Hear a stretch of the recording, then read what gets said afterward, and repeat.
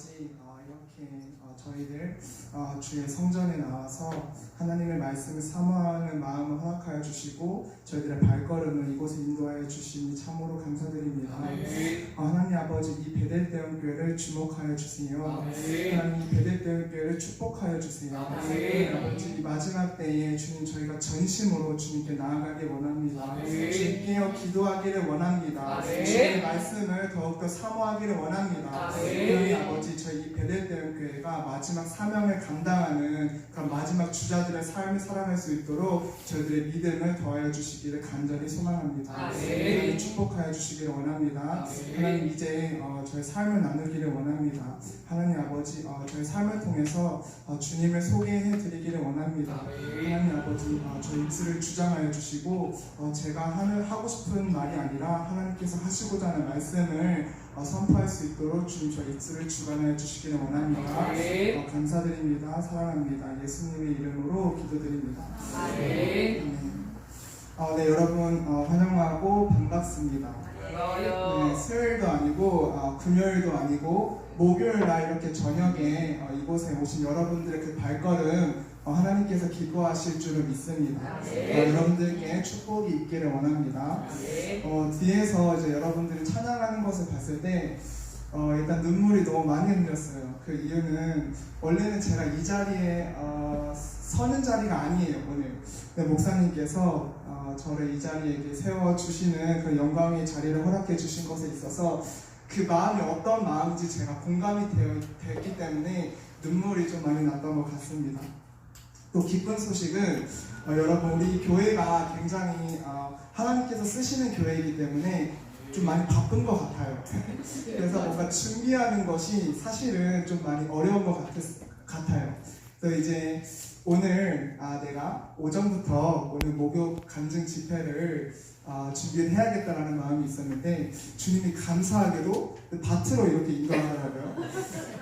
감사하다. 그래 밭에 가야지. 그때 목사님께 여쭤봤어요. 목사님 저희 뭐 일찍 돌아오는 거죠? 목사님이 할 게 없다고 가자고. 맞습니다. 네, 너무 감사한 시간을 보냈어요. 근데 생각보다 이제 저희가 도착했던 시간이 제 예상보다는 조금 길어졌거든요. 근데 이제 씻고 하다 보니까 오후 4시가 되었습니다. 야 잠깐만 이 간증 집회 8시인데 내가 준비할 시간이 4시간밖에 없구나. 그래 4시간 주님 나와 함께 하시면 내가 불가능은 없지 준비해보자라는 그 마음을 가졌었는데 갑자기 또 이제 야 오늘 좀 청년 부흥 집회 말고 목사님께서 또 진리의 말씀 선포하는 시간으로 가자라는 그런 권면이 있었습니다. 그렇지 진리의 말씀을 들어야지 그래 그렇지 이렇게 생각을 하고 그냥 교회에 왔어요. 근데 교회에 왔는데 목사님께서 이 자리를 이렇게 허락해 주신 거예요. 여러분 이게 왜 기쁜 소식이냐면 여러분 사람의 능력과 방법으로 최선을 다한 그런 어떤 지식 전달보다는 주님 당겨졌습니다. 저는 모릅니다. 준비도 없고 원고도 없습니다. 주님 정말 이미 당겨졌는데 어떡합니까? 주님께서 제 입술을 주장하여 주시고 인도하여 주시기를 원합니다. 여러분 사람이 방법으로 전해지는 말씀보다 성령님을 의지할 수밖에 없는 사람이 전하는 것이 더욱더 영향력이 있을 줄을 믿습니다. 이제 시작하기를 원합니다. 여러분 저는 여러분은 잘 모르겠어요. 저는 어렸을 때 기억들이 새록새록 잘 나는 것 같습니다. 때는 아마 5살이었던 것 같아요. 다는 시간 관계상 말씀을 못 드리고요. 저는 이혼 가정에서 자랐습니다. 여러분 이혼 가정에서 자랐는데 아마 이혼 가정에서 받을 수 있는 그 상처를 다 받을 수 있는 그런 은혜를 제가 경험했던 것 같아요. 물론 그 당시에는 굉장히 굉장히 아픔이었고 고난이었고 또 고통이라고 생각을 했지만 지금 돌아보면은 이거 엄청난 축복이구나라는 것을 요즘 최근 들어서 더욱더 깨닫는 것 같습니다. 저는 이혼 가정에서 태어났기 때문에 사실은 아빠로서의 어떠한 그런 사랑을 좀 많이 받지를 못했어요. 5살 때부터 아버님께서 안 계셨으니까. 그래서 저는 사실 5살이었기 때문에 다른 가정이랑 내 가정을 비교할 수 있는 어떤 모델이 없었어요. 다 이렇게 사는 거지 뭐 이 정도로 생각했던 것 같습니다. 그랬더니 이제 어느 순간 어린 아이지만은 깨달았어요. 왜 아빠가 집에 안 보일까? 그래서 어머니께 물어봤습니다. 아니 엄마, 우리 아빠 어디 갔냐 도대체? 아니 집에 안 보인다. 엄마가 10밤 자고 온다고 말씀하셨어요. 10밤? 그래 내 손가락이 10개니까 손가락 하나씩 접어보자. 그래서 10일을 기다렸는데 아버님이 안 보이는 거예요 집에. 그럼 그때 저희 집 당시가 70평이었거든요. 저희 집이 굉장히 부자였어요. 그 70평에 혹하는 그런 큰 집에 아버님이 안 계시니까 뭔가 썰렁한 거예요. 그래서 아니 엄마 10일이 지났는데 왜 아빠가 안 오냐? 그러니까 엄마가 10일을 더 기다리래요. 그리고 또 10일을 더 기다리래요. 그리고 아빠라는 존재는 좀 보기 어려운 존재구나라고 인식이 되었어요. 아빠라는 존재는 정말 보기 어려운 사람이구나. 왜냐하면 모르니까, 어리니까. 그런데 어느 날이었던 것 같습니다. 아빠가 전화를 했어요, 저희 집에. 그때 당시 핸드폰이 없었거든요. 근데 그 아빠 목소리를 듣는데 너무 기분이 좋은 거예요. 그래서 아니 아빠 뭐 어디 있어? 얼굴이 왜 안 보이냐? 아빠가 나도 보고 싶으니까 몇 시쯤에 여기로 나와라라고 저희 지시를 했어요. 그런데 몇 시쯤에 나오라고 했는데 저는 그것보다 항상 일찍 갔어요. 왜냐면 내가 혹시 놓칠까봐 아빠를. 그래서 쭈그려서 아빠를 기다렸던 기억들이 있습니다. 그러다가 아빠가 이렇게 차를 타고 오면은 아빠 너 뭐 하고 싶니? 아빠 저 아빠랑 같이 뭐 하고 싶어요? 저 목욕탕 가고 싶어요. 저 놀이공원 가고 싶다면은 아빠랑 같이 목욕탕도 가고 놀이공원도 가고 그날은 너무 행복했던 것 같아요. 그리고 아빠가 이제 떠나면은 이제 또 언제 볼 수 있을까 하면서 그렇게 아빠가 가는 모습들을 이렇게 지켜봤던 기억들이 납니다. 그래서 이렇게 아빠를 보는 게 굉장히 힘들었어요. 그래서 제가 어릴 때 좋아했던 그 동료가 어젯밤에 크레파스, 아빠가 사온 그 크레파스의 그 동료 이야기가 있거든요. 제목은 기억이 안 나지만은 어젯밤에 그래서 항상 이제 상상을 해요. 그 가사가 굉장히 감동적이거든요. 저한테는 아빠가 집에 크레파스를 사고 집에 온다는 야 이거 얼마나 감동적인 이야기일까 이런 이제 그렇죠. 그래서 그렇지 이 크레파스 노래 이것만 항상 듣고 살았던 것 같아요. 어렸을 때 아빠랑 같이 감사하다 이런 좀 생각했던 것 같습니다. 그렇게 이제 초등학교에 가서 실감이 나기 시작했어요. 아빠 없는 게 어떤 것인지. 다른 아이들이 나 오늘 뭐 했다? 나 빨간 날에 이런 거 했다. 아빠가 이런 선물을 내게 사주었다.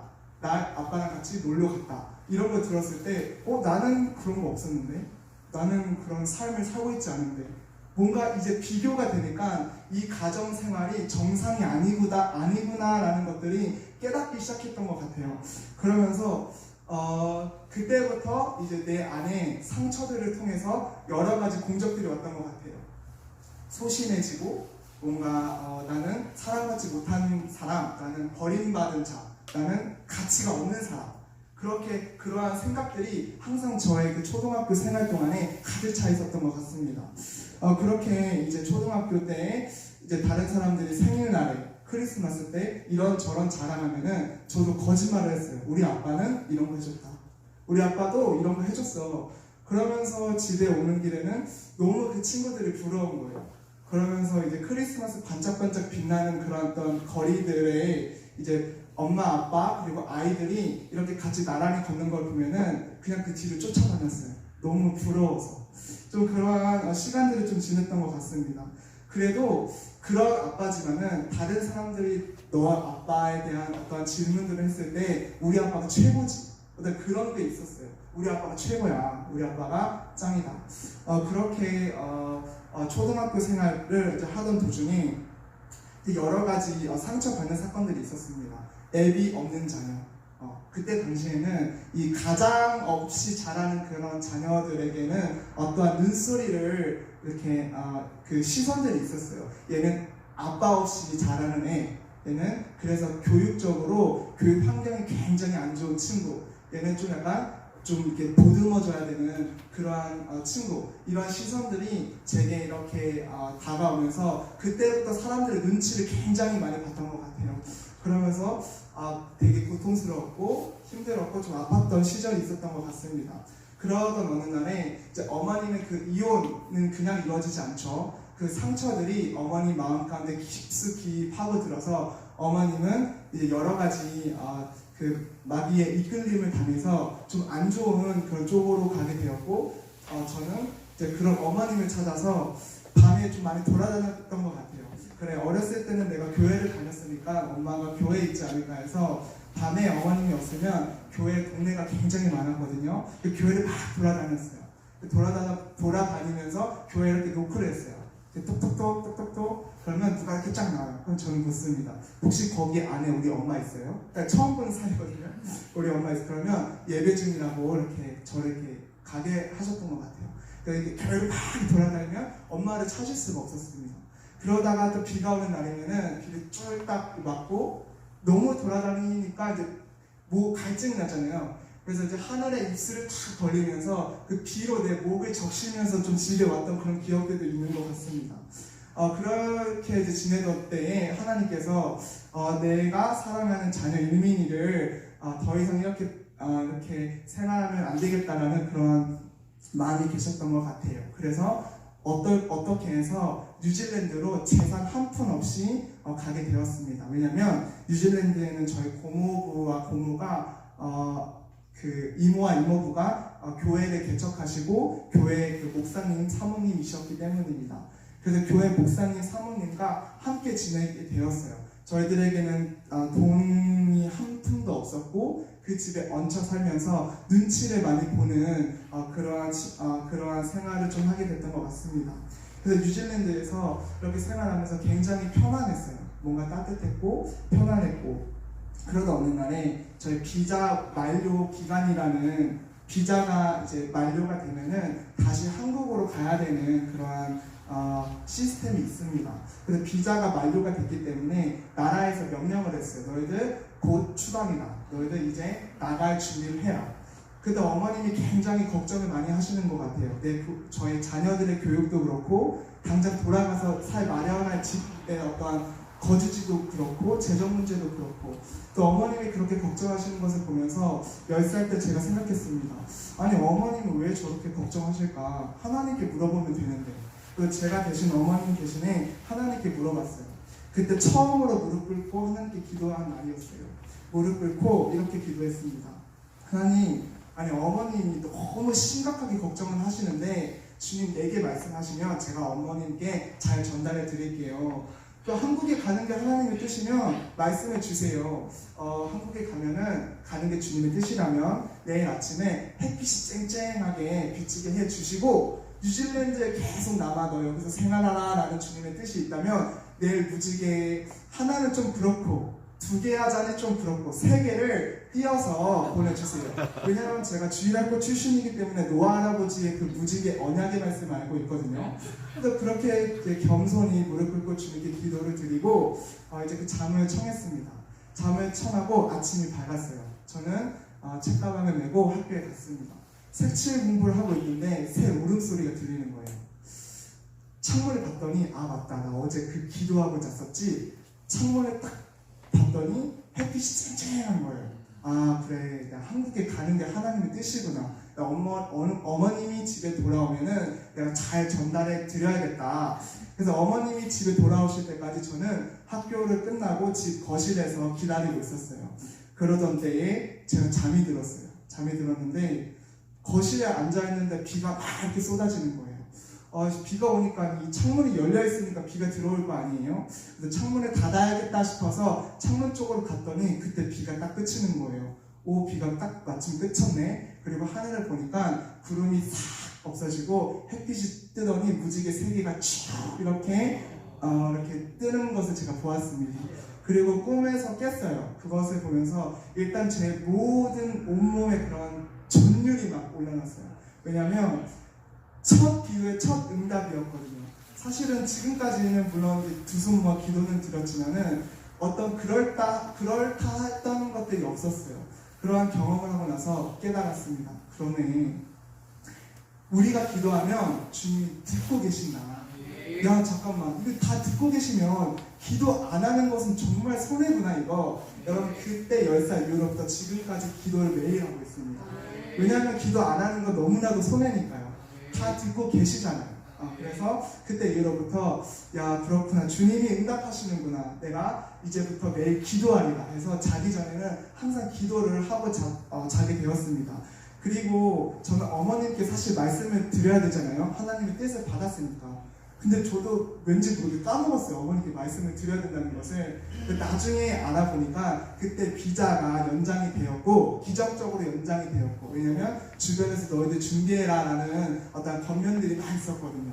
빨리 준비해야 되겠다. 그런데 비자가 이렇게 나와버리니까 다들 하나님의 역사다, 하나님의 은혜다라고 말하지만 그 뒤편에서 듣고 있었던 저는 알고 있었어요. 네, 응답이다. 나의 기도 응답이다. 그래서 그 비자가 연장이 되었고 저는 계속해서 그 뉴질랜드에서 생활할 수 있는 주님의 은혜가 있었습니다. 그렇게 뉴질랜드에서 생활을 하던 중에 어떤 수련회를 갈 수 있는 기회가 열렸어요. 저는 수련회를 너무 좋아합니다. 왜냐면은 저희가 가난했거든요. 초등학교 때는 도시락을 싸갖고 가는 것이 문화였어요. 도시락을 싸가는데 저희가 가난하니까 항상 도시락이 굉장히 이렇게 볼품이 없었어요. 그래서 항상 점심시간 런치타임이 되면은 다들 도시락을 오픈하는데 저는 이 오픈하는 게 너무 힘든 거예요. 너무 이걸 보여주는 게 너무 어려웠어요. 다른 친구들에게. 그래서 항상 혼자서 점심을 많이 먹었을 때가 있었어요. 가끔씩 점심이 푸짐할 때면은 그때 애들이랑 이렇게 자랑하면서 이렇게 담대하게 열었지만은 보통 날에는 이렇게 소심하게 점심시간을 보내곤 했거든요. 그리고 초등학교 때 소풍을 가려면 돈이 들었어요. 그래서 저는 그 돈이 낼 수 없는 그런 가정 형편에 있었기 때문에 혼자서 반에 남는 학생이었어요. 돈을 못 내니까. 근데 수련회를 왜 좋아했냐? 수련회는 어머님이 옆집에 돈을 빌려서라도 데리고 가게 해주셨거든요. 그래서 수련회가 굉장히 좋았어요. 수련회를 갔는데 그때 선교사님들이 말씀을 막 이렇게 선포를 해주시는 거예요. 근데 정말 뒤에 앉아서 선교사님들의 얼굴은 제가 못 봤지만 목소리는 들을 수 있었어요. 그때 다른 선교사님들의 어떤 말씀들은 다 은혜가 있었지만 제 어떤 귓가에 제 심령이 꽂히진 않았어요. 근데 한 분 계셨습니다.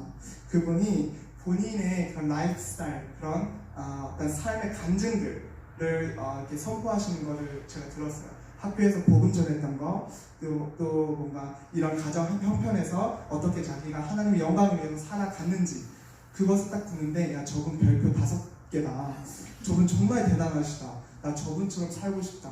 그렇게 간증 집회가 끝날 무렵에 혹시 헌신할 자 있으면 나오라고 그렇게 앞에 설교자가 이렇게 말을 했습니다. 그래서 제가 그 수백 명이 있는 아이들 중에서 가장 먼저 일어나서 가장 먼저 앞자리에서 무릎 꿇고 십자가에 탁 무릎 꿇고 기도했는데, 기도를 하는 법을 모르니까 그냥 앉아 있었는데 눈물이 쭉쭉 이렇게 나는 거예요. 그 눈물이 나는데 위로가 됐어요. 제가 그냥 그 삶 가운데 하나님 저분처럼 되게 해주세요. 저분처럼 쓰임받고 싶어요. 그렇게 서원을 했습니다. 그리고 또 어떤 서원을 했냐, 저 어머님이 몸이 굉장히 안 좋아하셨습니다. 그래서 어렸을 때에 이런 기도를 하셨어요. 하나님, 제 몸이 너무 안 좋습니다. 어머님 기도예요. 우리 자녀들이 20살 될 때까지만 살게 해주세요. 왜냐하면 죽을 수도 있었던 그런 어떤 상황이었기 때문에. 그래서 어머님이 그런 기도를 해주셨고 저도 기도했어요. 어머님이 저렇게 아픈데 하나님, 엄마 살려주시면 제가 1000명 전도할게요. 엄마 살려주시면 제가 복음 1000명한테 전하겠습니다 라고 서원 기도를 했습니다.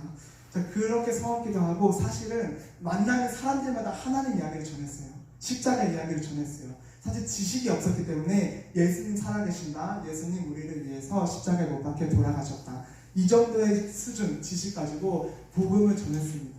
복음을 전하면서 학교에서 많이 따돌림도 당하고 인종 차별도 당하고 소외감, 그다음 가난함, 그리고 열등감이 있었고 저의 그 여린 마음과 그리고 어떠한 상처들이 있었기 때문에 상처받고 아파도 나는 웃어야 돼. 이 아픈 거 티내면 안 돼. 나 활발해야 돼. 나 가정환경 어려운 거 들키면 안 돼. 그래서 언제나 가면 거짓된 자아를 항상 쓰면서 살아왔던 것 같아요. 그렇게 뉴질랜드에서 항상 어떤 세미나, 수련회는 집사님 따라서 다 쫓아다녔어요. 제 가정은 안 갔지만 저는 집사님께 저 여기 너무 가고 싶은데 차 좀 제발 좀 옷자락을 붙잡고 데려가달라고 나 데려가달라고 그렇게 항상 귀찮게 집사님들 또는 권사님들을 쫄라서 그런 부흥 집회 같은 것들을 어렸을 때 혼자 다녔습니다. 그리고 이런 생각을 했어요. 하나님, 저분 너무 멋있는데 저도 저분들처럼 주님을 위해서 뭔가를 하고 싶습니다.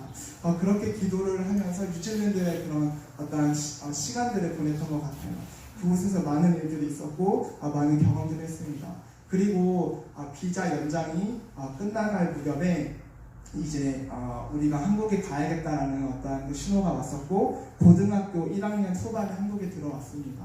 고등학교 1학년 후반에 한국에 들어왔는데 일단 언어부터 그리고 문화부터 그리고 관계적인 부분에서 모든 것들이 다 고난이의 연단이었습니다.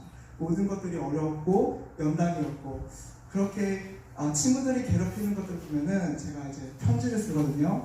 야, 제 친구 괴롭히지 마, 이렇게 편지를 써서 이렇게 그 친구에게 전달했는데 그게 화근이 되었습니다. 그 친구가 일진이었거든요. 건드렸어요. 제가 모르고. 나는 이제 너무 괴롭히니까 건들지 말라고 적었던 건데, 이제 모든 그 일진들의 그런 타겟팅이 저로 변했어요. 근데 그게 감사였죠. 왜냐면 나는 견딜 수 있으니까. 쟤는 힘들지만 나는 견딜 수 있으니까. 참는 거 잘하니까. 그래서 그래, 차라리 내가 낫다. 내가 낫다. 그러나 이런 와중 가운데서도 시간상 제가 다른 말씀 못 드리지만 반에서 4분의 1을 저희 교회로 전도를 했습니다. 왜냐하면 1000명이라는 숫자를 채워야 했기 때문에. 그래서 그렇게 왕따도 당하고 폭력도 당하고 어떤 힘든 그런 어려운 시간들을 좀 많이 보냈던 것 같아요.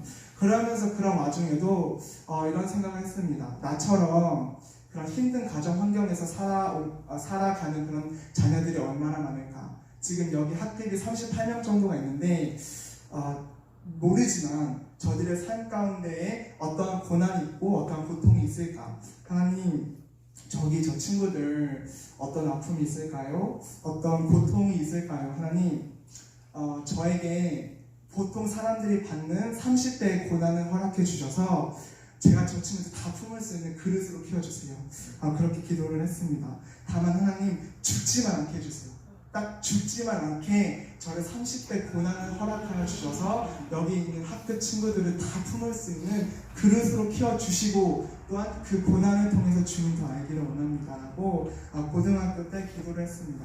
근데 주님 정말 신실하셨던 것 같아요. 제가 정말로 신실하게 그 기도를 주님 이뤄가셨습니다. 그렇게 그런 힘든 고등학교 생활을 이렇게 지내면서 그래도 감사한 것이 하나님께서 너 전도를 잘했다고 성경책 하나를 선물해 주셨는데 그것으로 성경 공부를 혼자서 많이 했습니다. 그때 당시에도 저희 가정은 굉장히 어려웠습니다. 집에는 월세로 살아갔고요. 어머님은 아팠고 형은 학교에서 적응하는 게 힘들었고, 그리고 저도 처음으로 야자라는 것을 했는데 야자라는 게 뭐냐면 밤까지 공부하는 거예요. 10시, 11시까지. 뉴질랜드는 이 친구들은 모르죠. 그래서 뉴질랜드는 3시면 모든 학교가 끝나거든요. 근데 11시까지 공부하는 게 너무 힘든 거예요. 근데 그런 어떤 힘든가 고통, 학교 안에 너무 힘든데 집에 가면 더 지옥 같은 거예요. 너무 아프니까. 그래서 너무 이제 그런 어머님의 그런 아픈 모습들, 형의 그런 모습들, 이런 집의 모든 것들이 저에게 큰 짐으로 다가와서 십자가로 이렇게 교회로 찾아갔습니다, 밤에.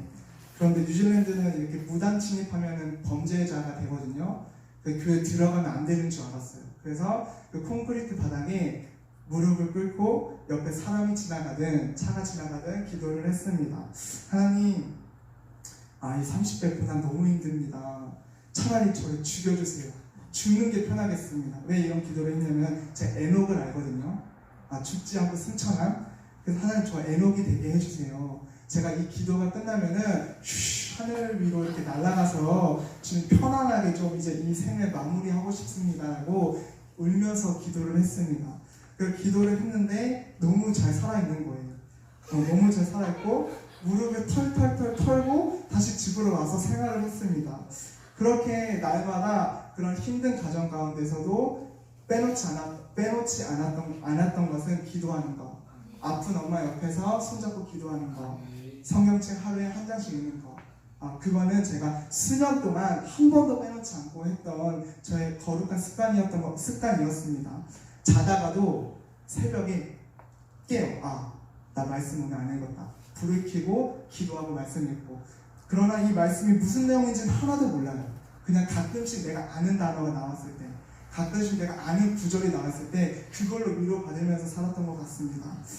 그렇게 이제 학창 그 고등학교 시절이 끝났습니다. 다들 막 졸업하는데 엄마 아빠들이 오고 사진 찍고 꽃 선물해주고 친구들 누나들 형들 오는데 저는 초, 중, 고 졸업 입학을 다 저 혼자 했거든요. 그래서 그런 모습들을 보는데 저는 얼마나 좀 이렇게 부러움이 되게 많았던 것 같아요. 얼마나 저게 행복할까. 가족 품에서 저렇게 따뜻한 어떤 축복을 받는 것이 얼마나 큰 축복일까. 제가 초등학교 때 이런 말이 많았어요. 좋은 아내를 구했을 때 전생에 뭔가 하면은 좋은 거를 얻는 그런 말이 많았거든요. 그래서 제가 초등학교 때 생각했던 것은 식당 앞에 지나가다가 가족들끼리 어떠한 식당 짜장면을 먹는 것을 보면은 이런 생각을 했어요. 전생에 무엇을 해야지 저러한 축복을 받을 수 있을까? 왜냐하면 저들의 그냥 보통 일상이 이혼 가정의 자녀로서는 그 평생의 소원, 이룰 수 없는 소원이기 때문에 저희들 마음 가운데는 그런 것들이 있었던 것 같아요. 부럽다. 그래서 그런 마음들도 어떤 생일날에 미역국을 먹는지 저는 몰랐거든요. 생일날에 누가 저한테 미역국을 갖다 주는데 아니 생일날은 케이크를 먹지 무슨 미역국이냐. 근데 알고 보니까 생일날은 미역국을 먹는 그런 문화가 있었는데 저는 몰랐던 거죠. 항상 생일이 되고 크리스마스가 되면은 항상 싫었어요. 왜냐면 다른 애들은 선물을 받는데 나는 못 받으니까. 그래서 항상 하나님께 때렸었습니다. 어떻게 때렸었냐. 이번에 선물 안 주면 저 주님 안 믿을게요. 이번에 자전거 선물 안 주시면 저 주님 내려놓겠습니다. 이렇게 좀 어린 시절 그렇게 기도를 했던 것 같습니다. 그렇게 이제 학창 그런 시절이 끝나고 대학생이 되었습니다. 제가 이제 진리로 받아들였던 건 뭐냐면은 이렇게 내가 가정생활을 하게 된 것은 다른 게 아니야. 돈이 없어서다. 모든 건 돈 때문이다. 왜냐면 돈이 원인이었거든요. 저희 그 집안 이렇게 된 거는 술, 담배, 돈, 도박이었어요. 그래서 그래 내가 돈을 많이 모으자. 돈이 최고다. 돈이 나를 안전하게 한다. 그런 어떤 확신한 진리를 가지고 돈을 좀 많이 사랑하면서 돈을 쫓는 삶을 대학생활 때 시작을 했던 것 같습니다.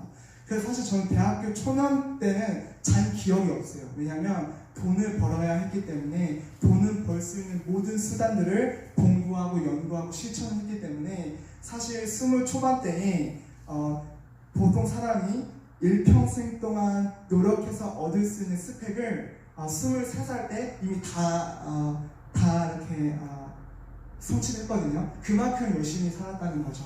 그래서 돈이 최고다. 돈이 나를 안정케 하고 돈이 나를 보호시켜주고 돈만이 우리 유일한 소망이 되신다. 하나님을 믿고 있었지만 돈 또한 나의 유일한 소망 되시는 분이셨습니다. 그렇게 이제 돈이 필요하기 위해서는 이 세계, 이 나라, 그 사회가 원하는 스펙의 기준을 맞춰야 했습니다. 그거에 따라서 그거에 얼마만큼 부합되느냐에 따라서 내 존재가 결정이 됐어요. 그래서 그 사회 기준, 그 가치들을 부합시키기 위해서 굉장한 노력을 좀 많이 해왔습니다. 그렇게 노력을 하면서 인정받고 인턴으로 일하게 되고 높은 곳에서 가서 일하게 되고 그렇게 좀 엄지척이라는 그런 시선들을 받게 되면서 야 그래 내 지난 날들 내 그 힘들고 어려웠던 지난 날들 주님이 이제서야 위로해 주시나 보다. 주님 감사합니다. 이 주님을 축복으로 받아들였던 것 같습니다. 그러면서 그래 이제 됐다. 내가 성공해서 보여주자. 세상에게 복수하자라는 신념 하나로 정말 열심히 살았습니다. 그런데 제가 이런 믿음이 있었거든요. 그래도 기도는 해야지. 그래도 말씀해야지. 대학생활 동안에 그래도 내가 기도와 말씀해야 되니까 뭐 하나는 해보자. 그때 마침 선교단체가 홍보를 하더라고요. 선교단체? 저기서 해야겠다. 그래서 저기서 가입을 했지만 나가진 않았어요. 왜냐면 나는 바쁜 사람이니까. 그러던 어느 날에 리더님이 저에게 초대를 해줬습니다. 야, 너 예수님 믿잖아. 믿죠. 너 우리 공동체 와서 말씀과 기도로 같이 함께 제자훈련 받지 않을래? 근데 제가 제 라이프의 그 계획을 다 말을 해드릴 20살 때부터 21살, 22살, 30살, 35살, 40살 제 계획이 이렇습니다. 그래서 저는 안 돼요 라고 대답을 했어요. 근데 그 리더님이 계속 만나주시는 거예요. 만나주시고 위로해주시고, 사실 시간이 굉장히 저 한 시간 귀한 사람이었기 때문에 그 만남이 굉장히 부담이 되었지만, 만나면 내가 느끼지 못했던 위로를 받았기 때문에 그것을 제가 승낙했던 것 같아요. 저는 사실은 어렸을 때 굉장히 싸가지가 없었기 때문에 누군가 저에게 야 오늘 영화 보러 갈래? 야 오늘 뭐 할래? 이렇게 말을 했을 때 저는 이렇게 대답했습니다. 잠깐만, 나 오늘 공부 분량 다 끝냈는지 보고, 야 나 공부 분량이 아직 안 끝나가지고 미안하다, 이렇게 항상 생활했거든요. 이익과 유익에 대한 철저한 인간관계 중심이었어요. 그런데 그 리더님이 부를 때는 이 한두 시는 굉장히 귀하지만 당신께는 투자할 가치가 있어요. 너무 늘 위로가 되니까. 그렇게 이제 리더님 만나는데 그 리더님이 작전을 펼치셨습니다. 여자 리더도 같이 이렇게 대동하면서 미인계로 이렇게 저를 마음을 후벼를 팠어요. 저 누나가 나를 좋아하는구나. 그래 가야지. 그럼 가야겠다 해서 어떨결에 그 선교단체 동아리 MT를 가게 됐는데 저는 이렇게 따뜻한 건 처음이었습니다. 동그랗게 앉아서 서로 교제를 하는데 제 상식에서는 이익관계 그 구조로 이루어져야 되는 인간관계가 어떻게 저렇게 이렇게 어떤 그 기독교 그 문화가 있잖아요. 너무 그렇게 따뜻할 수가 없었어요. 보기에 쌈을 싸서 막 이렇게 먹여주고 이렇게 뭔가 막 호하하호 하는데, 저로서는 아니 한 시간 여유 없이 살아가는 저에게 있어서는 어떻게 저렇게 평안할 수가 있지? 어떻게 저런 평강이 있을 수가 있는 거야? 이 세상 속에서 성공하게 바빠 죽겠는데 아니 어떻게 저렇게 사람들이 평안할 수가 있는 거지? 궁금증이 생겼어요. 그러면서 저는 원래 개인 신앙은 잘했지만 공동체 신앙은 그냥 제로였습니다. 그랬더니 도전을 받았어요. 정말 행복하게 사신다. 저게 뭘까 도대체. 그런 MT를 마치고 다시 저는 원래 삶으로 돌아왔지만 그때 누렸던 그 따뜻함이 계속 기억에 남는 거예요. 그러면서 너무 이 학원 강사에서 누릴 수 없던 저 따뜻함. 어떡하지? 그렇게 한 달이라는 시간이 지나고 결단했습니다. 나 그냥 일 하나 그만두고 저쪽 일주일에 한 번 참석하자.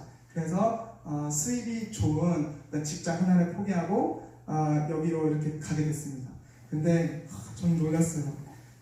모든 사람들이 저에게 환호성을 이렇게 지르시는, 일민이가 왔다고. 약간 잔치가 열린 거예요. 일민이가 왔다. 그가 왔다. 그러면서 돌아온 탕자 이렇게 맞이하는 것 마냥 잔치를 벌이면서 막 맛있는 거 먹여야 된다, 뭐 해야 된다, 막 대접을 막 해주시는데 그때 너무 기분이 좋았어요. 그리고 집에 오는데 상상하면서 왔어요. 내가 이렇게 받다니 이런 대접은 내가 어디서 받을 수 있을까? 집에 딱 왔는데 카톡이 울렸어요. 그때 카톡이 생겼던 때거든요. 근데 뭐라고 왔냐면 얼굴 봐서 좋았다. 근데 이 말에 눈물이 나더라고요. 아니 내 얼굴이 뭐라고 좋을 수 있는 거지? 아니 내 얼굴이 뭐라고 좋을 수 있는 거지? 이게 말이나 되나? 이런 생각했던 거예요. 왜냐면 저는 다른 사람들이 제가 말할 때 속닥속닥 하면은 내 욕한다. 지나갈 때 저를 쳐다보면은 난 안 좋게 본다. 뭔가 말을 하면은 왜곡돼서 항상 질렸던 저의 그 상처 때문에 그런 게 있었거든요. 그래서 그 말이 너무 감동이 됐지만 쳤어요. 왜냐면 내 마음 줬다가 또 나 버리면 상처받을까봐. 그렇게 이제 공동체 생활을 시작하게 됐는데 막 이렇게 열심히 활동을 하는데 사람들이 막 사랑해주는데 사람들이 한 발짝 오면은 두 발짝 뒤로 뺐어요. 왜냐면 마음 줬을 때 혹시 또 나 배신해서 내가 상처받을까봐. 그런데 공동체는 저를 끝까지 책임을 지셨습니다. 한 발짝 다가왔을 때 내가 두 발짝 밀려하면은 세 발짝 다가오시고 또 내가 뒤로 빼면은 또 한 발짝 다가오시고 그렇게 저의 이 아픔, 예민아 우리 너 사랑한다. 거짓말하지 마세요. 너 정말 존귀한 존재야. 거짓말하지 마세요. 너 정말 사랑받을 만한 존재야. 거짓말하지 마세요. 이런 줄다리기에 결국엔 제가 그 사랑 앞에 꺾이게 되었습니다. 이 완악했던 그 마음들 의심이 많은 이 마음들이 꺾여지기 시작했어요. 그러면서 수련회에서 예수님을 만나게 됩니다. 어떻게 만나냐? 아브라함이 이삭을 내려놓는 그런 설교를 듣는데 나는 개인 신앙, 하나님 정말 사랑한다고 자부했지만 까보니 하나님 한 번도 사랑해 본 적이 없는 거예요. 나에게 이삭들이 너무 많은데 하나님을 위해서 내려놓을 수가 없는 거예요. 그런데 하나님 말씀하십니다. 너의 이삭이 무엇이냐? 너 나를 위해서 그거 내려놓을 수 있니? 그 말에 저의 군대, 저의 장학금 여러 가지를 주님 씨름하다가 내려놓겠습니다. 내려놓고 첫 순종을 했습니다. 제 인생 가운데 첫 순종하고 리더님께 가서 리더님 제가 장학금을 받게 됐는데 리더님 이번에 베트남 선교 가시죠? 이만큼 제가 드리겠습니다. 그리고 저 군대 미루기로 했어요. 저 리더로 훈련받게 해주세요. 그랬더니 또 환호성이 이렇게 지르는 거예요. 드디어 예민이가 회심했다. 드디어 예민이가 깨어났다. 뭐 이런 막 공동체 안에서 막 하면서 다들 막 기뻐하시면서 아니 뭐 이렇게 기쁠 일인가? 하면서 저를 다 이렇게 따뜻하게 품어주셨습니다. 그렇게 이제 리더 훈련에 들어갔는데 이런 건지 몰랐어요. 자기 부인 십자가 어떤 질문 앞에 서게 되냐면은 성적이냐? 나 예수 그리스도냐? 네 친구들이냐? 나 예수 그리스도냐? 네 자존심이냐? 나 예수 그리스도냐? 너의 그 영광이냐? 나 너 예수 그리스도냐? 그런 질문 앞에 계속 부딪히는 거예요. 영혼을 관리하고 내 생활도 하면서 리더로서의 생활을 하는데 계속 그 충돌이 일어나는 거예요. 그러면서 충돌이 깎이고 또 깎이면서 내가 얼마나 연약하고 부족하고 정말 내 구석구석은 하나님을 사랑할 수 없는 그냥 존재구나라는 어떤 나의 그 존재로서의 그런 죄성들이 막 다 드러나는데 그것들이 순종을 통해서 계속 깎여 나가기 시작되었습니다. 그렇게 깎이고 또 깎이면서 그런 일들이 있었습니다. 그러다가 제가 아빠 쪽에서도 엄마 쪽에서도 살 수가 없어서 공동체 하우스에서 살았거든요. 근데 어머님이 응급실에 실려가는 소식을 들었어요. 근데 그때 제가 리더로 이제 한참 리더로 훈련이 어느 정도 되었고 소그룹을 맡고 있었던 시간이었습니다. 근데 그 시간에 연락이 왔어요. 어머님이 응급실로 실려간다. 길바닥에서 쓰러졌다. 근데 지금 제가 있는 곳은 영혼들이었어요. 갈등을 했습니다. 하나님, 도덕적으로 봤을 때, 상식적으로 봤을 때 당장 지금 저는 어머님께 달려가는 것이 맞습니다. 그러나 주님, 그때 말씀이 떠올랐거든요. 이렇게 말했어요. 하나님, 그러나 주님, 제가 주님 내게 주신 영혼 택하겠으니 어머님 주님께 맡길게요. 주님 알아서 해주세요. 그리고 눈물을 이렇게 가슴을 붙잡고 영혼들을 이렇게 케어했습니다. 그렇게 너 가족이냐? 나 예수 그리스도냐? 그리고 가장 어려웠던 시험. 나 예수 그리스도냐? 너 여자친구냐? 이게 어떤 일이었냐면은 이제 제가 3년차, 4년차 리더로서의 그런 어떤 성품과 인성과 말씀 훈련과 연구 이런 것들을 철저하게 잘 순종해서 공부를 잘 마쳤습니다. 그리고 이제 리더 5년차로서 이제 공동체 기둥이 되었습니다. 그때 어떤 자매가 저를 많이 좋아해 줬어요. 그리고 그 자매는 간사님께 말씀을 드리고 저랑 어떤 교제를 하고 싶다는 어떤 그런 권면을 받았는데 저는 제 자아를 사랑해주는 그런 사람을 못 만나봤기에 굉장히 기뻤습니다. 근데 우리 선교단체에는 룰이 있습니다. 뭐냐면 좋아해? 그래 사교가 아니에요. 좋아하니? 분별해보자. 2주 동안 연락하지 마. 그리고 서로 오케이 되면은 그래? 2달 동안에 일주일에 한 번 3시간씩 이 카페에서 이 질문 가지고 서로 대화해봐. 이런 게 있어. 질문이나 너 연약한 점 뭐야? 너 강한 점 뭐야? 너 가정 형편 어떻게 돼? 너 연애관, 결혼관이 어떻게 돼? 네 자녀 교육 있어? 이런 질문들.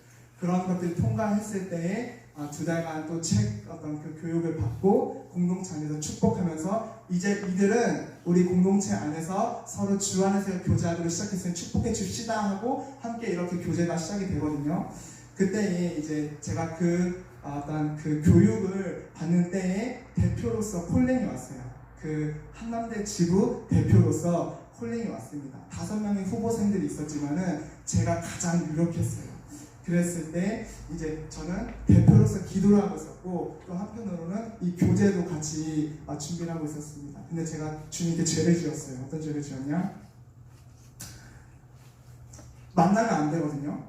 만나면 안 돼요. 근데 이렇게 툭 찔렀어요, 저를. 그래서 이러면 안 되는데 한 번은 괜찮지 않을까? 그래서 그 자매 얼굴 그 진짜 조금 만났어요. 조금 만났는데 너무 죄책감 심한 거예요. 이러면 안 되는데, 공동체에서 내가 리더인데 이러면 안 되는데. 근데 처음엔 죄책감 심한데 더 이제 훈련 기간이 안 끝났는데 한 번 더 만났어요. 근데 그때 처음에는 잠깐 만났거든요. 두 번째는 밤 늦게까지 맥도날드에서 같이 감자튀김 먹었어요. 근데 이게 죄책감이 들어야 되는데 한 번 내가 그 죄를 한 번 경험하니까 이게 뭔가 죄책감보다는 그럴 수도 있지. 내 간사님께 좀 말씀드리자. 좀 죄송하다고. 근데 주님이 이걸 그냥 넘어가시지 않았어요. 어떤 일이 있었냐? 이걸 본 사람이 있었고 위 라인, 그리고 그 위 라인에 가서 컴온. 아니 나 다음날에 고백을 하려고 했는데 주님은 그거를 원치 않으셨던 것 같아요. 그래서 어떤 일이 있었냐? 이미 어디 몇 시까지 와 가슴이 툭툭툭 떴어요. 애민아 왜 그랬니? 죄송합니다. 지금부터 공동체에서 회의한 그런 결의를 너희들에게 알려주마. 자, 너는 대표로서 박탈이다. 이것은 여러분 어떤 거냐면은 여러분 대표라는 그 자리는 공동체 전체를 아우르는 그런 포지션입니다. 그렇기 때문에 공동체가 우선이어야 되고 당연히 휴학을 해야 되고 내 삶이 아니라 그 공동체 전부를 올인을 해야 되는 그러한 기둥 같은 존재예요. 그런 기둥 같은 존재가 이 감정을 못 다스렸기 때문에 너 대표 탈락이다. 자, 두 번째, 3주 동안 모든 공동체 활동 금지. 모든 사람도 만나지 마. 그리고 가장 또 가격한 거, 세 번째, 공동체 축복 없이 교제 시작해라. 너희들은 받을 자격이 없다. 그리고 그렇게 불명예스러운 교제가 시작했습니다. 여러분 이것이 얼마나 큰 죄명이냐면요. 여러분 이 대표라는 그런 자리는 부르심인데 우리가 이 부르심 앞에 갔을 때는 하나님 흠이 없기를 바라십니다. 하나님께서는 우리의 죄된 모습을 있는 그대로 뭔가 세우시지 않으세요. 이게 얼마나 큰 죄냐면은 사실상 여러분 그냥 만날 수 있는 거잖아요. 남녀 둘이서 그냥 한번 얼굴 보고 감자튀김 먹을 수 있는 거잖아요. 우리의 시선으로는 그런데 하나님의 시선은 어떤 시선이냐? 뭐냐면 야 이민아, 공동체 대표라는 그 자리는 내 영혼을 맡는 그 자리인데 너는 너는 그 영혼보다 너 자신을 더 사랑한 죄. 그 공동체 안에서 교제하고 있는 사람들이 있지만은 너가 그 공동체 룰을 무시하고 너의 감정대로 한 그 죄. 그리고 공동체 안에서 헤어진 지 얼마 안 된 사람이 두 분이 계신데 넌 그들이 뻔히 알면서도 그 교제를 시작한 죄, 형제를 사랑하지 않는 죄, 나 여호와를 경외하지 않는 죄, 나 너에게 대표자를 줄 수 없다. 나 너에게 영혼 못 맡긴다. 너 그 부르신 박탈이다. 그렇게 불명예스러운 그런 교제로 시작되는 것 여기서 끝나면 좋았겠지만 제일 큰 죄, 제일 큰 형벌은 뭐였냐면은 1년간 교제했거든요. 1년 동안 제가 주님을 위해서 무엇을 한지가 기억이 안 나요. 뭐냐면 내버려 두신 거예요. 1년 동안. 이게 최고 큰 죄였습니다. 최고 큰 형벌이었어요. 1년 동안 내가 그 자매랑 함께 교제하면서 주님을 위해서 뭔가 하긴 한 것 같은데 기억이 잘 안 나요. 기억이 잘 나지 않습니다. 5년간의 그 대학생활 동안에서 1년이 날아가 버렸어요. 그런데 주님은 한 번 더 부르세요. 어떻게 부르셨냐? 한참 공동체를 이렇게 세우고 있었던 시절에 그 자매의 그게 1년 1주년이라고 하거든요. 1주년이 다가왔는데 이 자매들을 그런 걸 무조건 챙겨줘야 돼요. 근데 제가 리더거든요. 그때 소그룹이었어요. 소그룹 그 모임. 그리고 그 날이 바로 1주년이었어요. 그럼 선택을 해야 되거든요. 여자친구냐 부르신. 근데 저 이때는 알았습니다. 그래, 1년 전에는 내가 그랬지만은 이번엔 내 영혼을 선택하자. 그래서 지혜를 짰습니다. 여자친구 생일날에 엄청난 많은 것들을 해주고 이제 1주년 됐을 때는 생일날 이미 해줬으니까 잘 넘어갈 수 있겠지. 이러한 어떠한 교환이 있었어요. 근데 그런 건 여자들에게 안 통하거든요. 이제 그녀가 다가왔습니다. 야, 우리 뭐 할까? 우리 뭐 할래? 제가 말했습니다. 근데 있잖아, 우리 소그룹 있잖아. 내가 소그룹은 빠질 수 없을 것 같아 라고 했을 때 한 번쯤은 괜찮지 않니? 너가 그렇게 원침하는데, 너가 그렇게 수고하는데 한 번쯤은 괜찮잖아. 한 번쯤은 한 번쯤도 괜찮지만 난 지금 여기 있어야 될 것만 같아. 그래? 그럼 우리 2주 동안 만나지 말자. 알았어요. 그래서 2주 동안 만나지 않았어요. 그리고 저는 계속 2주 동안에 공동체를 계속 세우고 또 세웠습니다. 그랬을 때에 그 자매가 제게 다시 전화를 했어요. 근데 제가 그 자매에게 전화 오면 이렇게 말하려고 했어요. 사랑한다 말해야겠다. 진짜 사랑한다 말해야겠다. 근데 그 자매는 다른 마음이었어요. 전화를 했습니다. 선택해. 나야 소그룹이야. 난 사랑한다고 말하려고 했는데 그 둘 중에 하나만 선택하래요. 그때 제가 베드로의 그런 주님을 부인하는 그 모습들이 떠올랐거든요. 그러면서 주님, 나는 내 자신보다 너를 더 많이 사랑하는데 지금은 여기가 우선인 것 같아. 그 자매가 말합니다.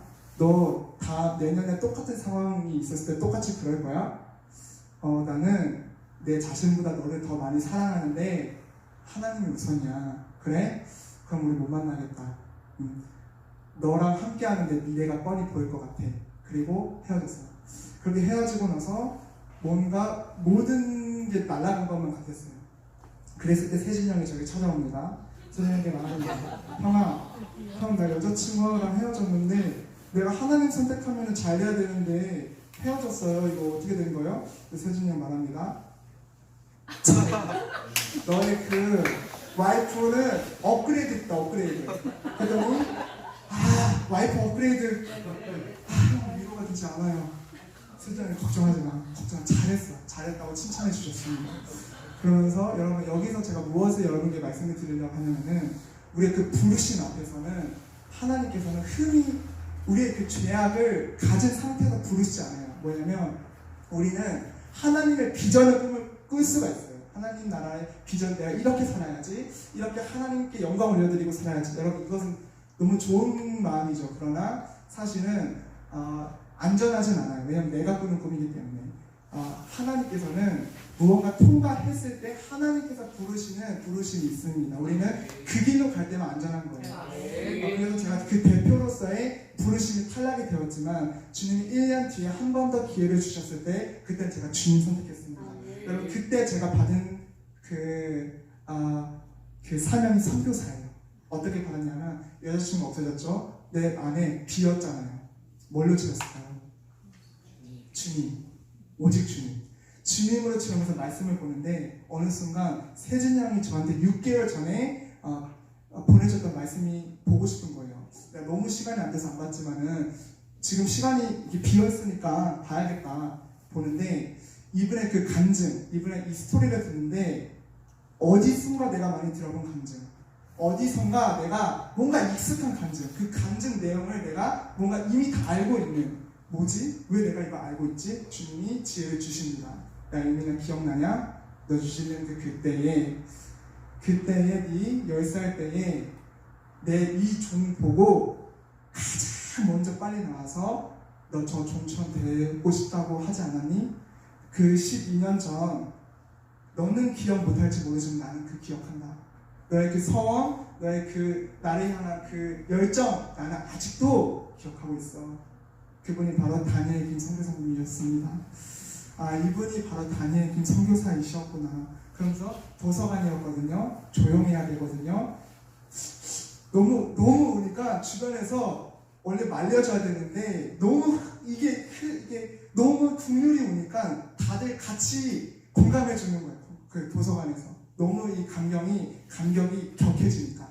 그러면서 비록 내가 대표로서의 그런 자리는 내가 박탈되었지만은 내가 승리했을 때 주님이 선교사로서 부르셨습니다. 이 선교사로서 내가 부르심을 받고 제가 주님이 야 이제 너 이 공동체에 떠나라, 이 교회 떠나라 해서 이렇게 해서 이렇게 온 것이 바로 이 베델 교회입니다.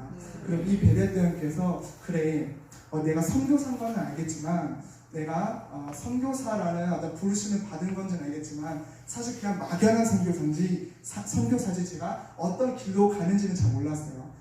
여기로 오면서 사실은 내 친구, 내 공동체, 내 모든 것들, 사실 내 삶 전체를 내려놓고 온 거거든요. 왜냐하면 저기서 내가 하나님을 만났고 내가 아는 사람이라고는 저 공동체밖에 없었는데 그것을 내려놓고 여기까지 오는 것은 사실은 전부를 걸고 온 거예요. 그래서 저는 이렇게 기도합니다. 하나님,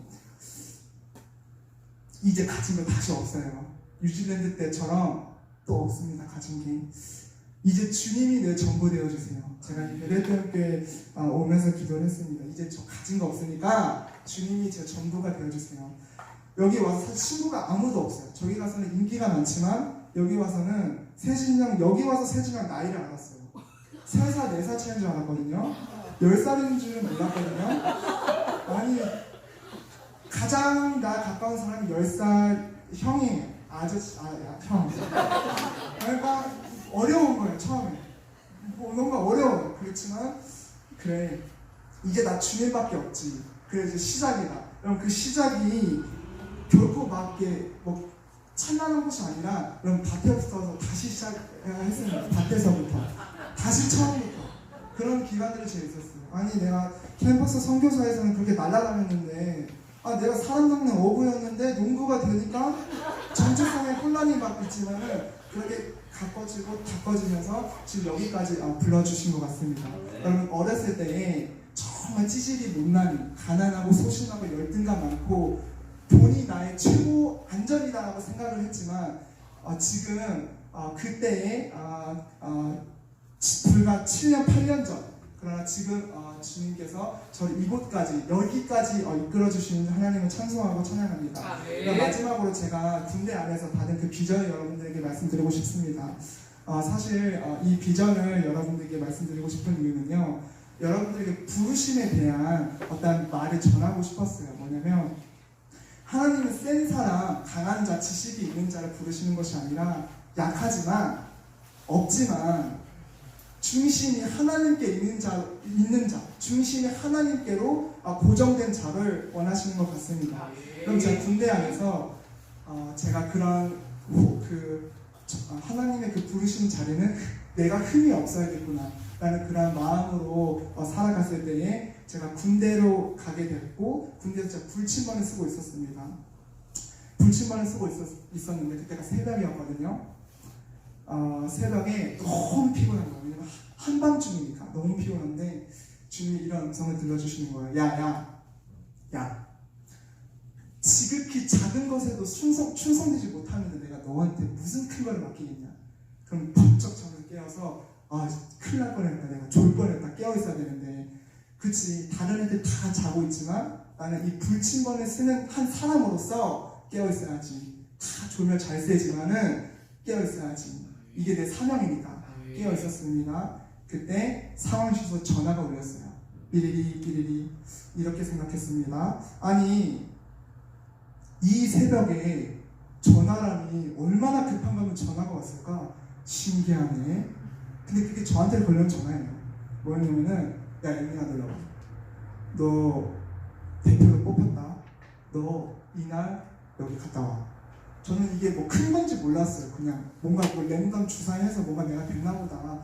그래, 내가 이거 이등병이니까 그냥 이렇게 이등병 해야지, 이런 느낌이었어요. 그러다가 잠깐만, 어쩌면 뭔가 있을 수도 있겠다. 이 한밤중에 하필 내가 불침을 서고 있는 이 날에, 이 시간에 전화로 나를 부르다니, 이거 지명하십니다. 한 달 동안 기도를 준비하고 그 자리에 갔습니다. 여러분들 전 몰랐거든요.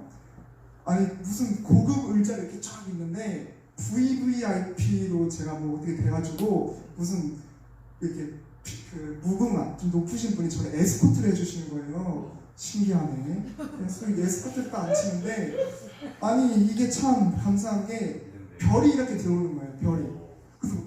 그래서 이렇게 너무 긴장돼가지고 말이 안 나는 거예요. 아니, 별이 여기 왜 안 나? 왜 여기 어디야 도대체? 그랬더니 이번 투스타가 들어오는 거예요.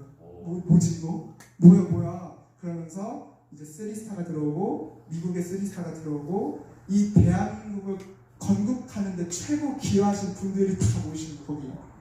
거의 뭐냐면 60만 명의 장병 중에서 제가 뽑힌 거예요. 60만 명 1로. 부자인지 몰랐어요. 그래 갔어요. 그래서 주님께 기도합니다. 주님 무슨 일입니까 주님? 아니 주님 말씀을 좀 해주시지. 아니 주님 이거 너무 너무 그렇습니다. 하나님 주님 하실 말씀이 있으면 진짜 놓치지 않고 깨닫게 해주세요. 그렇게 어떤 고위급 간부님들의 대화가 시작됐어요. 저는 그냥 가만히 앉아 있었고요. 카메라, 기자 다 있고, 야 이거 신문에 나올 줄 모르니까 정중한 자세로 있어야겠다. 근데 대화하다가 저의 이름을 물어보는 거예요. 그래서 제가 말했죠. 저의 이름 이일민입니다. 하나 일의 백성 민자로 한민족이라는 뜻입니다. 뜻이 의미심장한데 그 뜻이 무엇이니? 저희 할아버지께서 남과 북이 한민족이라는 그런 한민족이라는 것을 잊지 말라고 저에게 주어주신 이름입니다라고 했더니 이 옆에 있던 어떤 분이 우리 손자 이름도 비슷하다고. 우리 손자 이름은 대한민국이 만세다. 합치면 대한민국 만세네요? 그렇지. TV에도 자주 나와. 그냥 대화가 이렇게 되는 거예요. 그러면서 이게 고위급 간부, 여러분 3스타는요, 제가 시간 관계상 설명 높아요. 정말 높아요. 그냥 높으신 분입니다. 그렇게 이제 최고 이 대한민국 건국하는 데 있어서 기여하신 분들 그 자리에 제가 있는 거예요. 가장 병사 중에서 계급이 낮은 제가. 하나님께서 그 자리에 앉혀놓으신 거예요. 그러면서 뭔가 있다. 그리고 VIP 아니에요. VVIP 의자에 앉아서 최고의 공연을 보는데 무슨 공연이냐? 하나님께서 이 대한민국을 어떻게 살리셨는지, 어떻게 일으키셨는지, 얼마나 많은 피를 쏟으셨는지, 어떠한 희생과 어떠한 마음으로 이 나라가 살아나는지, 그것들이 2시간 동안 주주주주 펼쳐지는 거예요. 최고의 공연으로. 그러면서 눈물이 막 쏟아지는 거예요. 하나님, 이 나라를 이렇게 사랑하셨습니까? 이 나라를 이렇게 주님께서 축복하셨습니까? 그리고 2주 뒤에 뜻밖의 게 구국성이었습니다. 뭐냐면 군종병만 갈 수 있는 그 구국성인데요. 전국의 군종병 10,000명이 모이는 자리예요. 나 주님 위해서 헌신하겠다. 10,000명이 모여서 같이 예배드리는데 그때 맨 뒤에 앉았거든요. 하나님 좀 이왕이면 앞에서 은혜 받게 해주시지 왜 맨 뒤에서 앉아 있어봐. 이렇게 하나님의 영이 임재가 이렇게 쏟아지는데 그 10,000명의 청년들이 회심하는 그 모습 맨 뒤쪽에 다 보는 거예요. 그러면서 눈물이 막 나는 거예요. 그러면서 느꼈던 게 받았던 말씀이 시편 110편 3절 말씀입니다. 이 말씀을 마치고 마무리하고 싶은데요. 혹시 시편 110편 3절 말씀 띄워주시겠습니까? 주의 권능의 날에 주의 백성이 거룩한 옷을 입고 즐거이 헌신하니 새벽 이슬 같은 주의 청년들이 주께 나아온다. 여러분 이 주의 권능의 날이라는 뜻은 뭐냐면 이 마지막 때의 심판의 날을 의미합니다. 이 심판의 날은 여러분 어느 때죠? 다 졸며 잘새입니다. 다 졸며 잘새에 여러분 주의 백성이 거룩한 옷을 입고 즐거이 헌신하는데 여러분 저는 이 말씀 주시는데 눈물이 너무 났어요. 왜냐면은 여러분 이 마지막 때에 다 졸며 잘새에 하나님을 배신하고 부모를 거역하고 원통하고 분내고 하나님보다 쾌락을 더 사랑하는 이 시대에 백성들이 나오는데 여러분 이 백성들은 사실은 영어로 보면 troops라고 나와 있어요. 번역이. 이게 뭐냐면은 여러분 이 병사를 우리가 지칭할 때 soldier 이렇게 하거든요. 병사들이 모이면 soldiers. 이 soldiers들이 모이면 army, 군대가 돼요. 군대. 이 군대들이 모이면 그때 쓰는 단어가 저 백성 troops예요. 뭐냐면 대규모의 병력을 나타낼 때 쓰는 단어가 바로 이 백성이에요. troops. 여기서 이 백성은 단수가 아니라 대규모의 병력들, 눈으로 셀 수 없는 그 무리들을 가리킬 때 쓰는 단어가 이 백성들이에요. 마지막 때에 다 졸며 잘새. 이쪽 편에서는 다 졸며 잘지만 다른 한편에서는 하나님께서 대규모의 병력들을 내가 세우겠다. 내가 대규모의 군사들을 계수하겠다. 주님이 말씀하셔서 이어갑니다. 즐거이 헌신한대. 여러분 여기서 이 즐거이는 이 감정의 즐거움이 아니에요. 막 이 뭔가 막 가슴이 두근거리고 막 즐겁다, 기쁘다 이런 게 아니라 이 willing이라는 단어거든요. Your troops will be willing on your day of battle. 뭐냐면 이 willing이라는 단어는 하나님 기꺼이 불사르다라는 단어가 있는데요. 하나님, 엄마가 억지로 가라고 해서 가는 게 아니라, 목사님이 가라고 해서 내가 어쩔 수 없이 가는 게 아니라, 이 willing이라는 단어는, 이 즐거이라는 단어는 하나님, 글로 가면은 손해볼 줄 알아요. 글로 가면은 고난의 길인 걸 알아요. 그러나 주님, 자원하는 심령으로 제가 가겠습니다. 이게 바로 이 즐거움입니다. 하나님, 그 길로 가면은 내가 고통받고 내가 원하는 거 내려놔야 될 수도 있겠지만, 주님, 제가 willing, 즐거이 가겠습니다. 즐거이 헌신하겠습니다. 여러분, 이들의 사명이 그 뒤에 나옵니다. 새벽 이슬 같은, 이 같은이라는 이 단어는요, 이 새벽 이슬은 여러분, 사실 제가 이 전화를 언제 받았죠? 한밤중에 새벽 이슬이 피어날 때 받았어요. 깨어있을 때 받았습니다. 사실은 이 제 그 상황적 연출을 통해서 주님이 말씀을 깨닫게 해주신 거예요. 뭐냐면, 새벽 이슬은 뭐냐면, 가장 어두울 때, 가장 하나님의 배도할 때, 가장 하나님의 거역하고 하나님의 말씀에 순종치 않을 때에 새벽 이슬 같은 청년들이 나온대요. 대규모로. 이게 뭐냐면, 야, 잘 졸지만은, 자고 있지만은, 이 반대편에서는 새벽 이슬이 나오는데, 이 새벽이 뭐냐? 가장 깜깜할 때, 가장 어두울 때, 즉 다른 말로는 조금만 더 기다리면은, 조금만 더 견디면은 곧 해가 뜬다. 조금만 더 참으면은 곧 날이 밝은다. 해는 여러분 예수 그리스도를 상징하죠. 무엇이냐? 이 새벽 이슬과 같은 청년들이 나온다. 이 뜻은 뭐냐면, 이 마지막 때에 예수 그리스도에 다시 오시는 예비할 자들이에요. 예수 그리스도 다시 오실 그 길을 예비하는 자들, 새벽 이슬과 같은 청년들. 조금만 더 견디면은, 조금만 더 있으면은, 이 밤만 지나면은, 이 환란만 지나면은 곧 해가 뜬다. 곧 발이 밝은다. 그러니 기다려라. 끝까지 견디는 자라야 구원이다. 여러분, 저는 이 말씀을 봤는데요. 하나님께서 저에게 이런 말씀을 주셨습니다. 야, 일민아, 너의 이름이 무엇이니? 제 이름은 일민입니다. 너의 이름이 무엇이냐? 주님, 제 이름은 일민입니다. 주님이 그렇게 지어주셨잖아요. 네, 주님 말씀하십니다. 네. 하나님의 백성 민자, 한민족, 내 마음을 너의 이름에 새겼다. 저 북한, 이 나라, 이 상황, 이 환경,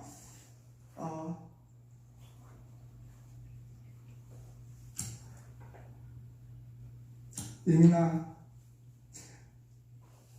제가 이렇게 기도했습니다. 하나님, 정말 죄송합니다. 5,000년 동안에 우상 숭배한 나라를 제사장의 나라로 키워주시고 살려주시니 참으로 감사드립니다. 그런데 지금 저희가 등 따시고 배부르니 저희가 주님을 멀리하고 주님의 말씀을 멀리하였습니다. 하나님께서 120년 전에 순교자의 피로 세운 이 나라, 하나님 지금 망가져가고 있습니다. 하나님, 주님이 원하시면 다시 한번 이 나라가 부흥할 수 있는 길이 주님 허락된다면, 하나님, 제 생명 주님께 드리겠습니다. 하나님, 이 다음 세대에 저에게 맡겨주세요. 이렇게 기도를 했습니다. 그렇게 하나님께서는 불침번 섰을 때에 지극히 작은 것에도 충성하고 있는 한 청년에게 다가와서 비전을 주셨어요. 하늘나라의 비전, 이 대한민국의 소망, 복음 통일, 그리고 나아가서 세계 열방, 세계 선교 감당하는 대한민국, 이 비전을 주셨습니다. 그때 제가 맨 뒤에서 10,000명이 넘는 청년들이 하나님의 임재로 회심할 때 받았던 말씀이 바로 에스겔의 그 환상의 말씀이었어요. 야, 이민아, 야, 이 나라 민족 가운데 내 생기를 다시 불어넣겠다. 너는 외쳐라, 깨어 외쳐라. 너는 외칠지어다. 하나님, 저 신학적인 지식도 없고, 하나님, 좀 가진 것도 없고, 좀 배운 것도 없는데 주님, 제가 무엇을 외칩니까? 야, 내가 너에게 원하는 거는 대단한 지식이 아니라, 대단한 인맥이 아니라 한 가지야. 회개하라, 천국이 가까이 왔느니라. 여러분, 저는 이 회개하라, 천국이 가까이 왔느니라, 이게 제가 받은 사명이에요. 이 말을 선포하는 것이. 여러분, 각자의 자리에서 우리가 충성되게 일할 때에 지극히 작은 것에도 내가 충성되어 일할 때에 하나님께서 비전해 주십니다. 하늘나라에 비전해 주십니다. 여러분 누구든 나 이렇게 살아야지, 나 하나님을 위해서 이렇게 살까 누구든 외칠 수 있어요. 여러분 그러나 그 길은 사실은 안전하지 못할 수 있어요. 왜냐하면 내가 꾸는 거기 때문에. 그러나 하나님께서 주시는 비전은 여러분 안전합니다. 여러분 하나님이 주시는 비전 가지고 우리 살아가길 원합니다. 이 시간 저 시간이 많이 늦었지만 그래도 기도하기를 원합니다. 저희 지금 기도할 수 있는 분위기로 만들어 주시고 평강 찬양 인도께서 와주셔서 같이 기도를 하기를 원하는데요. 여러분 저는 이 부르심 예민아 너는 이 나라 이 민족 가운데 깨어 외칠지어다 회개하라 천국이 가까이 왔느니라. 이 비전을 안고 살아가기를 소망합니다. 저는 목숨을 걸었습니다.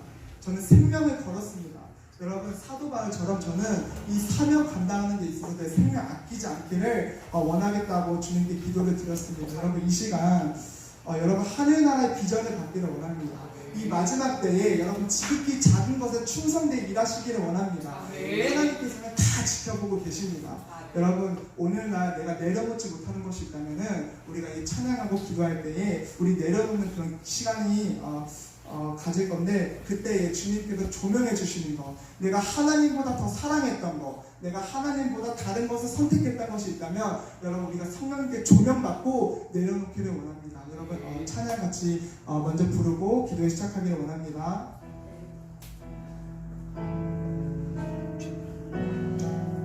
네, 볼륨 좀 높여주세요.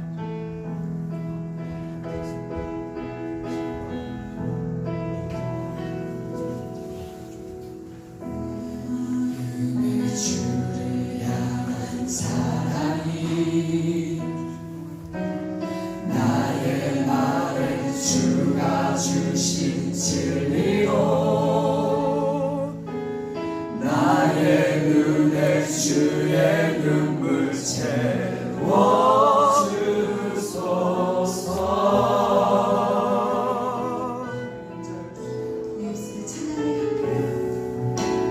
내 입술에 찬양의 향기가 두 손에는 주를 향한 섬김이 나의 삶에 주의 흔적 남게 하소서.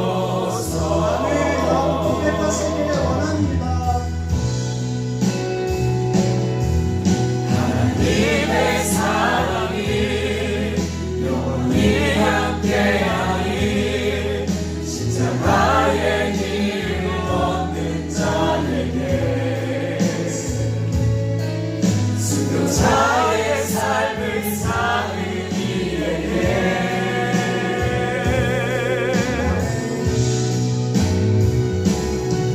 조롱하는 소리와 세상 유혹 속에도 주의 순결한 신부가 되리라.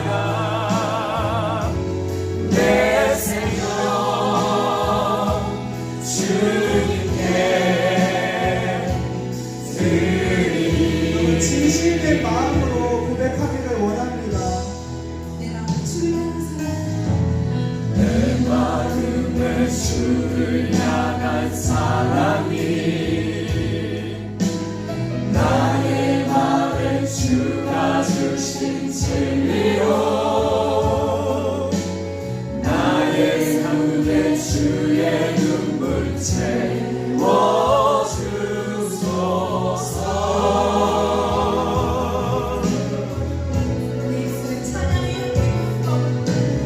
내 입술에 찬양의 향기가 두 손에는 주를 향한 섬김이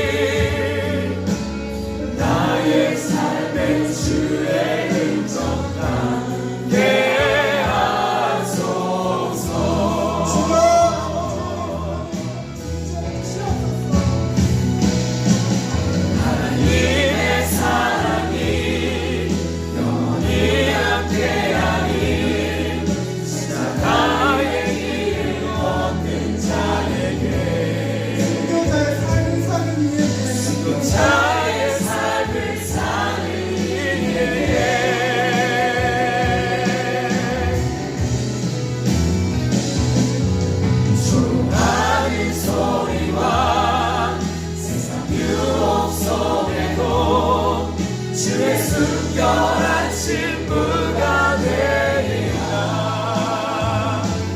내 생명 주님께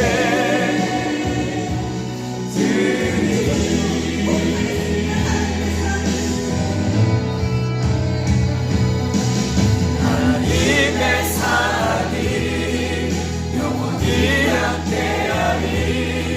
십자가의 길을 걷는 자에게 순교자의 삶을 사는 이에게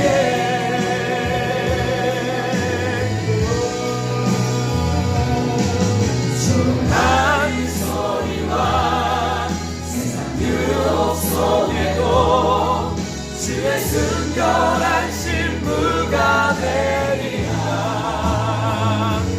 내 생명 주님께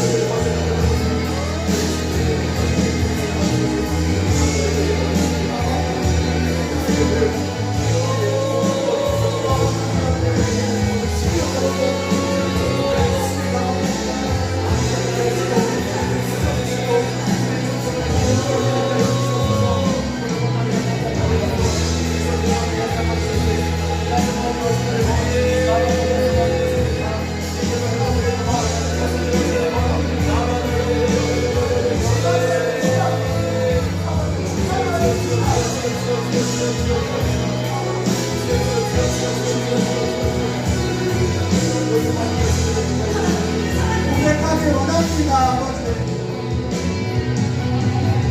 하나님의 사랑이 영원히 함께하리. 십자가의 길을 걷는 자에게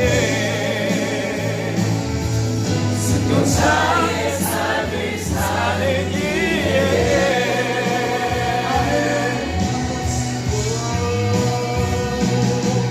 주룩하는 소리와 세상 유혹 속에도 주의 순결한 신부가 되리라. 내 생명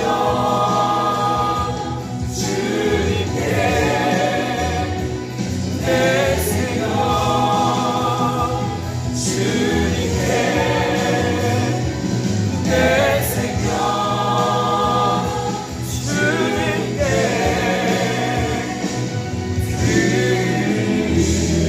여러분 이 시간 기도하기를 원합니다.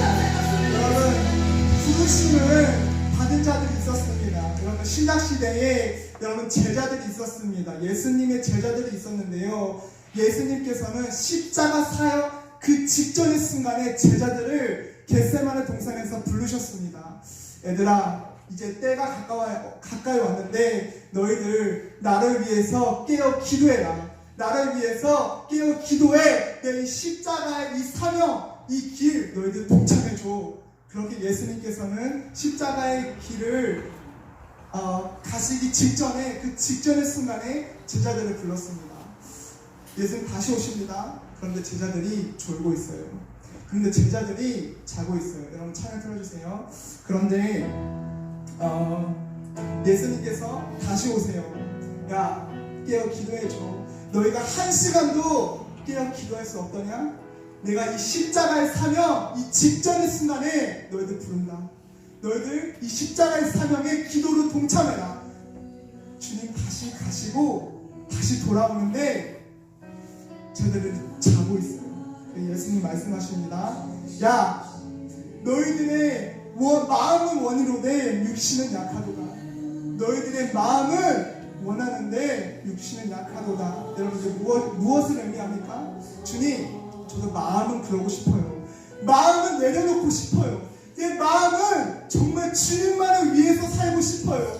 내 마음만은 정말 주님 한 번만으로 만족하며 살고 싶어요. 그런데 주님, 육신이 다 끌리는 걸 좀 보고 어쩌라고요? 주님보다 내 가족이 더 우선이고, 주님보다 내 자녀가 우선이고, 주님보다 내 취업이, 내가 장가되고 시집 가는 게 더 우선이에요. 주님, 내 마음은 원이로되 육신이 약해요. 그래? 야, 일어나라. 함께 가자. 보라, 때가 왔다. 여러분, 제자들은 예수님을 따르겠다고 고백했던 그 제자들은 십자가 그 사역 그 직전의 순간에 자기가 손해볼 상황이 다가오니까 내 생명의 위협을 느끼니까 다 도망갔어요. 다 도망갑니다. 여러분, 그런데 참 놀라운 게 무엇이냐면, 여러분, 2000년 전에 그 상황이 지금과 너무 똑같은 거예요. 2000년 전에는 예수님께서 승천하시기 직전의 순간이었다면은 지금 오늘날은 예수님께서 재림하시기 직전의 순간에 제자들을 모집하고 있다는 거예요. 2000년 전에도 그 십자가, 그 사역, 그 승천 직전의 순간에 제자들을 모으고 계시더라면 오늘날에도 예수님 재림 직전에 추수할 일꾼들을 주님 모집하고 계세요. 그런데 너무나 상황이 똑같아요. 주님, 내 마음은 주님 원합니다. 내 마음만은 생명도 드리고 싶어요. 근데 주님, 내 육신이 약해요. 여러분, 오늘날 이제 마지막 때가 왔습니다. 여러분, 오늘날 많은 청년들이 얼마나 이 취업이 그들의 삶에 중요하면은 어떤 유명한 그런 회사에 취업 공문이 뜨면은 네이버 순위권을 다 장악하고 있어요. 여러분, 이것이 무엇입니까? 이 땅 청년들이 다 땅의 것들을 보면서 땅에 취업하는 거에 목마르 했다는 거예요. 여러분, 그런데 하늘나라에도 공문이 떴습니다. 무슨 공문이냐? 야, 추수할 것들은 많은데 추수할 일꾼이 없도다. 여러분, 2000년 전에 이 공문이 하늘나라에 떠 있어요. 지금. 그런데 지금 오늘날의 청년들은 이 땅의 것들을 바라보면서 하늘나라의 그 취업보다는 이 나라의 취업을 하기를 원하는 것 같습니다. 여러분, 이 나라는 그래요. 야, 너 취업하고 싶으면 이 조건이 있어야 돼. 너 이 조건이 있어야지 취업할 수 있는 자격이 생겨. 근데 예수님 말합니다. 야, 누구든지 나를 따르려거든 자기 부인과 십자가면 돼. 그런 조건 필요 없어. 너 이혼가정이라는 거 괜찮아. 돈 없어도 머리가 좋지 않아도 누구든지 나를 따르려거든 십자가와 자기 부인을 하면 되는 거야. 여러분, 이 회사는 말합니다. 여기 오면은 연봉 이 정도 받을 수 있어요. 근데 예수님 말합니다. 야, 내가 영생을 주겠다. 내가 이 하늘나라의 시민권을 주겠다. 내 자녀가 낼 수 있는 권세를 주겠다. 이 세상을 말합니다. 너가 여기 취업하면은 너 이 장소에서 일하면 돼. 근데 예수님 하나님 말씀하십니다. 야, 너 하늘나라에 취업하잖아. 네가 서 있는 그곳이 바로 내가 부른 자리야. 땅 끝까지가 바로 너가 일할 곳이야. 이 세상을 말합니다. 야, 너 이런 일 해야 돼. 네 이런 부서에 왔으니까 너 이런 일 해야 돼. 너 그런데 못하면 해보나? 너 못하면 징계야. 너 못하면 쫓겨날 줄 알아. 예수님 말합니다. 야, 너가 해야 될 일은 생명 살리는 일이다. 너가 해야 될 일은 나를 전하는 일이야. 너가 못해도 괜찮아. 넘어져도 괜찮아. 내가 일으켜줄게. 내가 세워줄게. 내가 손잡아줄게. 괜찮아. 여러분들 마음 가운데 지금 어디에 취업하고 계십니까? 여러분, 자녀에 취업되셨습니까? 여러분의 마음은 하늘나라에 취업되셨습니까? 아니면 이 땅에 취업되셨습니까? 여러분, 하나님께서는 지금 공문을 내셨습니다. 이 마지막 때에 마지막 주자의 삶을 감당할 자, 마지막까지 내 말에 순종하고 내 계명에 따라 말씀하며 무릎 꿇자는 주님 찾고 계십니다. 여러분, 그 삶이 그 자가 바로 저와 여러분이 되기를 원합니다. 이 시간 마음은 원이는데 육신이 약하도다라는 변명보다는 하나님 결단하기 원합니다. 내가 주님보다 더 소중한 것들이 있다면 주님 이 시간 결단하기 원합니다. 이 시간 다 같이 삼창 주의 외침으로 내가 하나님보다 우선시했던 것들, 내가 하나님보다 더 가치를 두고 있었던 것들을 이 시간 내려놓고 기도하기를 원합니다. 주여 삼창 외치고 기도하겠습니다. 주여!